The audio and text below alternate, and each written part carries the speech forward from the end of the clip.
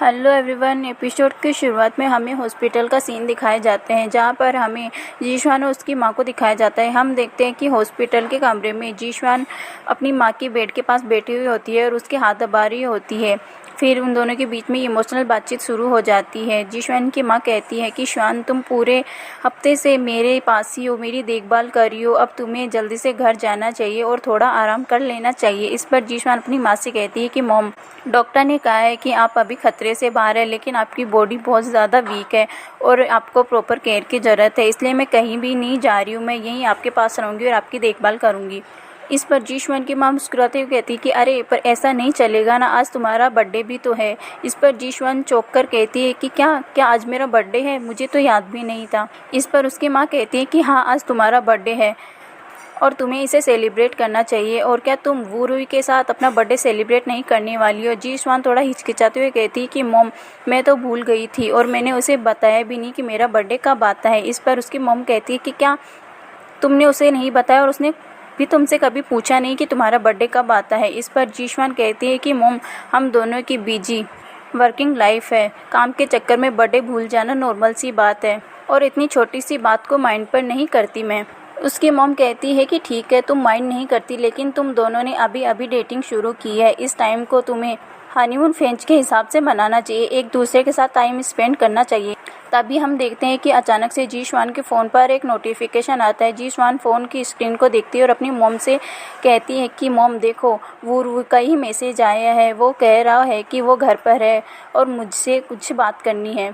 और हम यहाँ देखते हैं कि जीशवान अपने मन ही मन सोच रही है कि जो आपकी सच में परवाह करता है वह आपका बर्थडे कभी नहीं भूलता। इसे हमें पता चलता है कि वो मैसेज वू रुई का नहीं बल्कि मिस्टर सोंग का था। जीशवान की माँ फिर जीशवान से कहती है कि चलो, मुझे अब तसल्ली हुई, तुम तुरंत यहाँ से जाओ, अच्छे से ड्रेस पहन कर जाना और वू रुई के साथ थोड़ा अलोन टाइम स्पेंड करो। चलो जाओ भी अब जल्दी से। दोस्तों, यहाँ सीन शिफ्ट होता है। जीशवान जैसे ही उस लोकेशन पर पहुँचती है वह देखकर हैरान हो जाती है, क्योंकि वह जगह बहुत ज़्यादा ही खूबसूरत होती है और अट्रैक्टिव होती है। चारों तरफ रंग बिरंगे फूल ही फूल होते हैं और इतने खूबसूरत लग रहे होते हैं।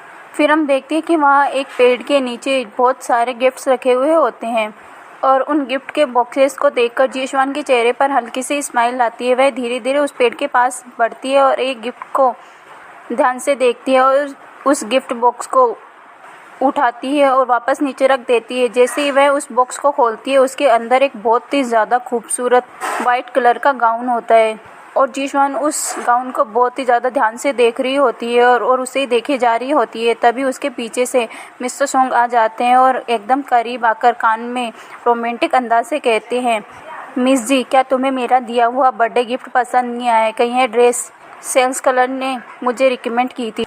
यह एक एवरग्रीन क्लासिक पीस है और मुझे अच्छे से पता है कि यह बिल्कुल तुम्हारे साइज की ही है। फिर जीशवान पीछे मुड़कर कहती है कि तुम्हें कैसे पता आज मेरा बर्थडे है? मिस्टर सोंग कहते हैं कि तुम्हारे एम्प्लॉय रिकॉर्ड से। फिर जीशवान मिस्टर सोंग से पूछती है कि इन सभी बाकी गिफ्ट्स में क्या है? फिर मिस्टर सोंग कहते हैं कि यह सब तुम्हारा प्रोजेक्ट बोनस है। हैप्पी बर्थडे जीशवान, तुम्हारा दिन अच्छा जाए। दोस्तों, यहाँ हम देखते हैं कि जीशवान को एक फ्लैशबैक याद आता है। जब वह छोटी थी तब वह एक बहुत बड़े कपड़ों के शोरूम के पास से बाहर से गुजरती है। उस शोरूम के डिस्प्ले में बिल्कुल वैसी ही वाइट कलर की खूबसूरत गाउन ड्रेस टंगी हुई होती है। उस ड्रेस को देखकर जीशवान पहले तो हल्की सी मुस्कुराती है, फिर वह उदास होकर वहाँ से चली जाती है और हम देखते हैं कि वहाँ पर मिस्टर सोंग भी होते हैं जो जीशवान को ऐसे देख लेते हैं और वह उस ड्रेस को देखकर वहाँ से चले जाते हैं। अब हमें प्रेजेंट का सीन दिखाया जाता है। अब मिस्टर सोंग फ्लैशबैक का सीन याद करते हैं, जहाँ पर वह जीशवान के बर्थडे से एक दिन पहले सारे गिफ्ट्स कमरे में लाकर रख रहे होते हैं और बहुत ही प्यार से बोल रहे होते हैं, हैप्पी बर्थडे जीशवान। हर गिफ्ट को रखते हुए बोल रहे होते हैं, हैप्पी बर्थडे जीशवान, और बहुत ही ज़्यादा खुश होते हैं। फिर हमें प्रेजेंट का सीन दिखाया जाता है। वो दोनों उसी पेड़ के पास खड़े होते हैं और बातें कर रहे होते हैं। मिस्टर सोंग जीशवान के कान के बिल्कुल करीब आकर कहते हैं, ज़रा मेरी तरफ देखो मिस जी। सीरियल्स और ड्रामाज में तो इस परफेक्ट मोमेंट पे हीरोइन और हीरो को बाहों में होना चाहिए। यह सुनकर जीशवान बहुत अनकंफर्टेबल हो जाती है और वहाँ से जाने लगती है। दोस्तों, यहाँ हम देखते हैं कि जैसे ही जीशवान वहाँ से जाने के लिए मुड़ती है, मिस्टर सोंग उसका हाथ पकड़कर उसे अपनी तरफ खींचते हैं और पास में वहाँ बैठा देते हैं। जीशवान, मैं आपके इस एहसान को चुकाने के लिए कंपनी में बहुत ज़्यादा कड़ी मेहनत करूँगी। मिस्टर सोंग, क्या अपना एहसान उतारने का तुम्हारे पास कोई और दूसरा तरीका नहीं है क्या? जब सुनामी आई थी तब तुम अपनी जान की परवाह किए बिना मुझे ढूंढने क्यों आई थी? जीशवान कहती है कि मैं किसी और के लिए भी ऐसा ही करती, इसमें कोई बड़ी बात नहीं है। मिस्टर सोंग उसके और करीब आ जाते हैं और कहते हैं, जीशवान, एक इंसान की बॉडी उसके शब्दों से कहीं ज़्यादा सच बोलती है। इस वक्त तुम्हारी बॉडी का टेम्परेचर बढ़ रहा है और तुम्हारी पल्स भी बहुत तेज़ चल रही है। अब मान भी जाओ तुम मुझसे प्यार करती हो और मेरे प्यार में पड़ चुकी हो।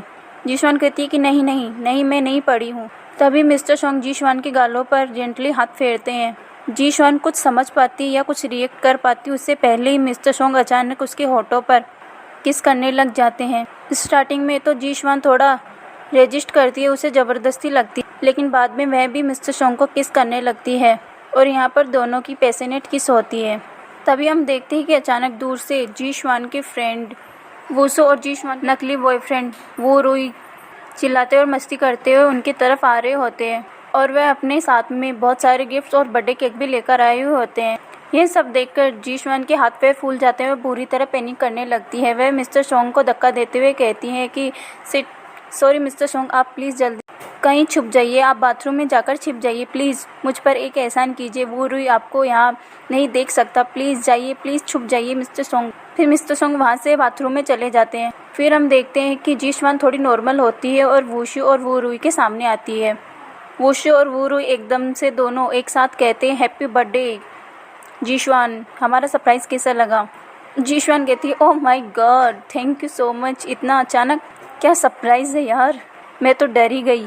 दोस्तों यहाँ सीन शिफ्ट होता है, हम तीनों को देखते हैं जो कि तीनों खाना खाते हैं, केक कट करते हैं और ड्रिंक कर रहे होते हैं और बहुत ज़्यादा इंजॉय कर रहे होते हैं। फिर वो जीशवान से पूछते हैं कि ये सब गिफ्ट किस लिए? फिर जीशवान कहती हैं कि कंपनी की तरफ से ऑफिशियल गिफ्ट है। फिर वुसु कहती है कि वैसे जीशवान क्या सोंग झाओली अपने सारे एम्प्लॉयज़ को इतने सारे महंगे गिफ्ट देते हैं?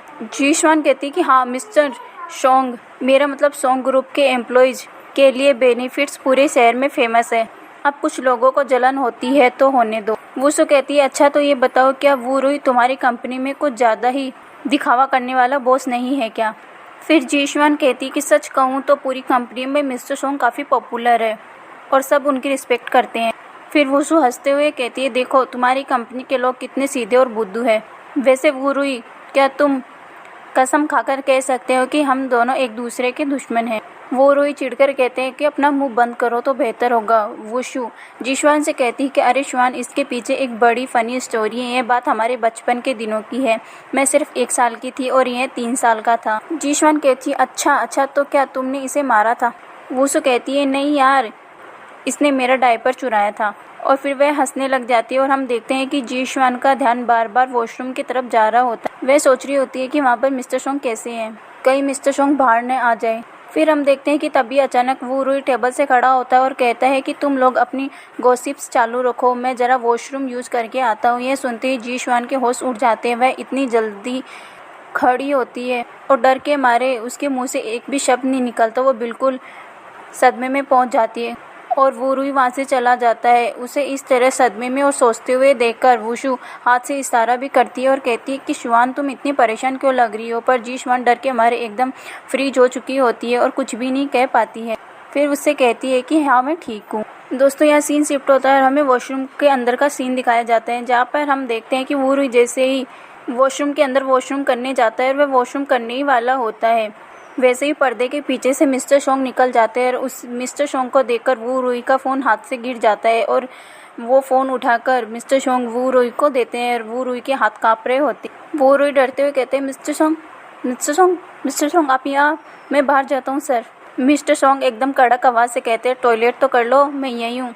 इतना करके मिस्टर सोंग पीछे की तरफ मुंह घुमाकर दीवार की तरफ खड़े हो जाते हैं। वो रुई की इतनी हिम्मत नहीं हो पाती है कि वह अपने बॉस के सामने टॉयलेट कर सके। वो डर के मारे टॉयलेट करता है और बिना 1 सेकंड लगाए वॉशरूम से बाहर आ जाता है। बाहर आते ही उसका चेहरा बिल्कुल पीला पड़ा हुआ होता है और वह हाँफ रहा होता है। उसकी ऐसी हालत देखकर जीशवान तुरंत समझ जाती है और वह उससे पूछती है कि अंदर क्या हुआ, क्या तुम ठीक हो वो रुई?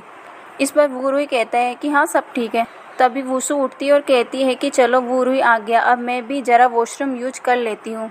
यह सुनते ही जीशवान और वो रुई दोनों के तोते उड़ जाते हैं। दोनों ही हैरान हो जाते हैं। दोनों बिना 1 सेकंड गवाए एक साथ पागलों की तरह चिल्लाते हैं कि नहीं नहीं, मत जाओ, बिल्कुल नहीं। बिल्कुल मत जाना। वुसु उनकी यह अजीब हरकत देखकर पूरी तरह कंफ्यूज और इरिटेट हो जाती है। वह परेशान होकर पूछती है कि तुम दोनों हस्बैंड वाइफ की तरह एक सुर क्यों मिला रहे हो और मुझे वॉशरूम जाने से क्यों रोक रहे हो। फिर वह कहती है कि तुम कुछ भी करो, मैं वॉशरूम जाऊंगी। फिर वे दोनों उसे एक साथ पकड़ लेते हैं। फिर वह कहती कि अंदर क्या कोई और वो रूही के पास इस बात का कोई जवाब नहीं होता है और वो जानता था कि अंदर वुसु गई तो मिस्टर सोंग पकड़े जाएंगे, इसलिए वो बिना कोई बहाना बनाए ज़बरदस्ती वो रूही का हाथ पकड़कर वहाँ से घसीटते हुए घर ले जाता है और कहता है कि चलो यहाँ से हम बाहर किसी पब्लिक टॉयलेट में चलेंगे। जी श्वान चेन की साथ लेती है और इसी सस्पेंस के साथ हमारा एपिसोड यहीं ख़त्म होता है। दोस्तों, अगर आपको वीडियो पसंद आई हो तो लाइक करें, शेयर करें, कमेंट करें, सब्सक्राइब करना ना भूलें। मिलते हैं अगले एपिसोड के साथ। तब तक के लिए बाय बाय।